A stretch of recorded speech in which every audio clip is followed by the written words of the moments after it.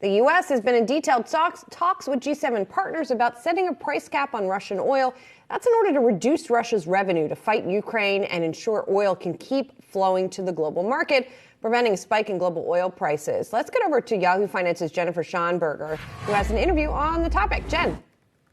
Thanks so much, Julie. And here to weigh in on that, I want to welcome in Treasury Deputy Secretary Wally Adeyemo. Sir, welcome to the program. Thanks so much for joining me. Thanks for having me, Jennifer. It's good to see you. Great to see you as well. I understand the U.S. is looking to join the G7 in implementing a cap on Russian oil prices, and in conjunction with that, adopting complementary sanctions ahead of the EU's sixth sanction package due on December 5th. What is the timeline on that? Are you still on course to implement that later this fall? And what exactly could those complementary sanctions look like? So, Jennifer, as you know well, in May of last year, the EU introduced a sixth sanctions package that did two things. Said that as of December 5th, Europe would no longer purchase Russian oil or refined product, a move that the United States made several months ago, which will mean that the vast majority of G7 countries no longer purchase oil or refined product from Russia. But in addition to doing that, they banned the use of European services to ship Russian oil anywhere else in the world. What the price cap seeks to do is to create a permission structure for Russia to ship its oil using G7 services, but only if it's under a certain price, in order to deny Russia the revenues, the excess revenues they've been making due to their invasion of Ukraine. We're going to put in place the price cap by December 5th, which is the date that the European sixth package goes into effect, and it will be put in place by the United States, but also by our G7 allies, and a number of other countries have agreed to come aboard the price cap coalition in order to make sure that we have a broader coalition that will both enforce the price cap going forward, but also a number of countries that are importers that are also considering joining. In terms of when you think about the way this will be enforced, fundamentally, organizations like the Treasury Department in the United States and similar organizations across the G7 will put out rules and guidelines, some of which will be coming out in the next few days, that will talk about how you will have permission to use financial products to ship Russian oil. And the goal will be that if a company is able to figure out that the oil is being shipped under a price that's been set by the price cap, then they can ship the oil. But if the price is higher than that, then Russia needs to find other more expensive ways to ship their oil and put countries in a position where they can negotiate lower prices going forward. So how exactly is this going to help keep inflation under control by preventing energy prices from spiking globally? Certainly, we've seen oil prices come down from their peaks. And just this week, oil prices have been under pressure under concerns about slowing global growth. So how do those macro forces factor into this? In some ways, is the market sort of doing the work for you? Jennifer, we've been encouraged by seeing the reduction in gas prices, but it's important to remember that we've already taken a number of steps to try and increase supply. The president's decision to use a strategic petroleum reserve and the decision made by a number of countries to also join us is having an impact. It's increased supply on the global markets.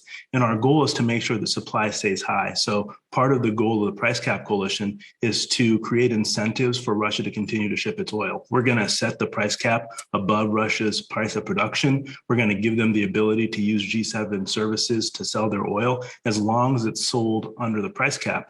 Our goal then is to make sure that the market remains well supplied, because we think that will continue to put downward pressure on markets in order to make sure that we continue to see gas prices fall. And as you know, one of the biggest contributors to headline inflation today is the skyrocketing cost of energy that has skyrocketed in response to Russia's invasion of Ukraine. And we've also seen huge increases in the cost of food due to Russia's invasion of Ukraine. And while we've seen downward pressure over the last few months because of a number of the actions that we've taken in this country, including the release of the Strategic Petroleum Reserve, what we know is that ultimately we want to keep putting downward pressure on prices in order to put downward pressure on headline inflation and inflation overall. And part of that is going to be implementing the price cap in a way that allows Russian oil to flow, but decreases the amount of revenue that Russia is making that they can use to prop up their economy and also to fund their illegitimate war in Ukraine. Mr. Secretary, we've had 2 consecutive quarters of negative GDP growth. Inflation is still a problem here. Are you worried at all about stagflation? And to really get inflation under control, do we really need a recession? Do we have to go through what's healthy, those economic cycles, if you will?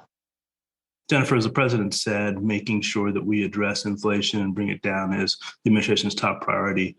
And we've been encouraged to see that while the Fed is taking the lead here and they're doing the things that they need to, and we're going to respect their independence, we've continued to see job growth in the U.S. economy, including last month. And that historic job growth over the course of the president's term continues. And one of the other things that was encouraging about the numbers that came out last month was the increase in labor force participation. And we think that those increases in labor force participation are going to help us in terms of dealing with the supply constraints that we're seeing there as well. So we believe that there is a path to being able to both bring down inflation, but continue to see the positive momentum we've seen in the economy. And we think that the United States is better positioned to do this than any other economy. As you know, Jennifer, inflation is a global phenomenon. It's impacting all developed economies.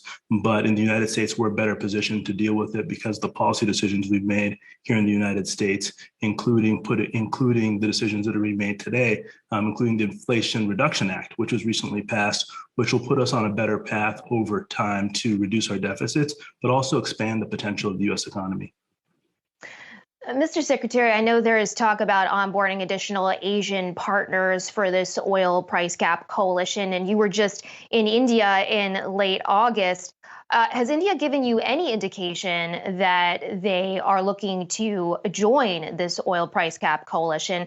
And can you make this work without India and China joining in? So, Jennifer, I had a good trip in India where price cap was amongst many issues that we talked about. It was good to be in India to see how the reforms are being made by the Modi government are having a positive impact on that economy. And what Indian officials told me in private is what they've said in public, which is that the thing they care most about is paying the least amount of money for energy and making sure that they can secure energy supply for the Indian people. And that's why they're interested in continuing the conversation about the price cap.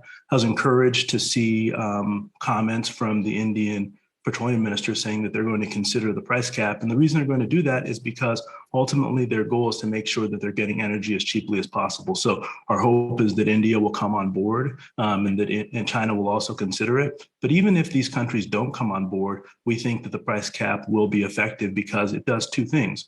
One is it will create transparency with regard to the price that those in the price cap coalition are willing to pay and put countries like India, Indonesia, countries throughout Asia in a better position to negotiate lower prices with the Russians going forward. We've already seen that Russia is negotiating with some countries prices as low as with a 30% discount on the current price of oil in light of the coming price cap in the 6th package. We've also heard from a number of countries that are interested in joining the price cap coalition that the Russians are approaching them looking for new homes for their oil to go. And our second goal is going to be that if Russia can't use the services provided by G7 countries, to make it far more expensive for them to find services to use to ship their oil. And that, again, will reduce their revenues. Ultimately, our goal here is to make sure that Russian oil can continue to flow in order to make sure that we have enough supply to meet global demand, but also to make sure that they're earning less revenue selling it. And we're already seeing that strategy succeed, and it'll succeed with or without certain members of the coalition. Unfortunately, we'll have to leave things there. That's all the time we have this morning. But Mr. Secretary, I so appreciate your insight. Please keep us updated on this and hope to speak with you again soon. Thank you so much for having me. Take care. That's Deputy Treasury Secretary Wally Adeyemo. Brian?